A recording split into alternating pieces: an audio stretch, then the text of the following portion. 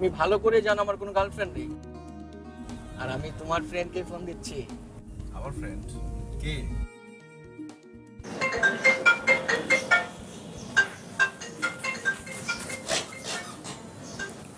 Hello, হ্যাঁ নাবিল আপনি? তোর বের হয়ে গেছিস? হ্যাঁ আমরা বের হয়ে গেছি।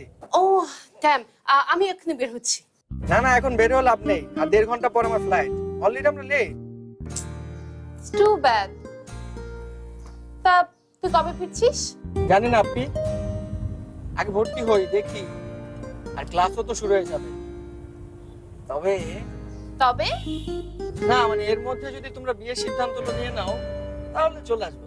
হুম, সেটা তুমি তোমার ভাইয়াকে বলো, আমাকে বলি কি লাভ? শোনো শোনো, না না তোমাকেও বলতে হবে না, আমি কতদিন যাবত ওয়েট করছি। আর ভাইয়া, ভাইয়া তো অফিস অফিস করে দিন পার করে দিচ্ছে। তোমার আর ভাইয়ার মাঝে কে দাঁড়িয়ে আছে জানো? Office office. আচ্ছা, অফিস তাই না? দাঁড়া, আজকে গিয়ে তোর ভাইয়াকে অফিস থেকে ছিনতাই করে নিবি। ওকে আপি, তুমি যেমন বলো। ঠিক আছে এখন রাখছি। Okay bye. Okay bye.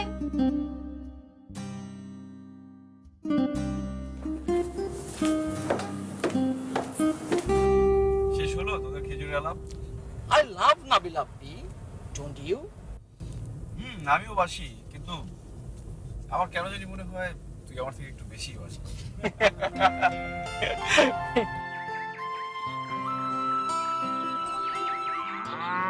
তাহলে পড়া যা দিয়েছি কালকে ওগুলো সব মুখস্থ করে রাখবে, মনে রাখবে, ভুল করবে না কিন্তু।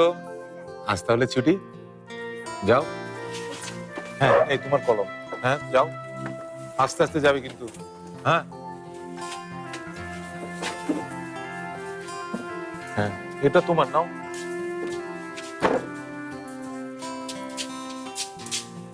এই এই সাবধান সাবধান, দুষ্টামি করবে না।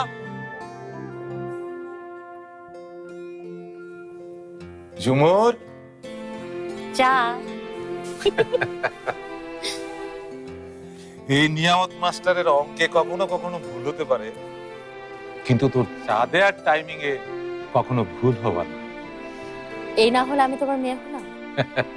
ও চুলোয় ভাত, আমি গেলাম।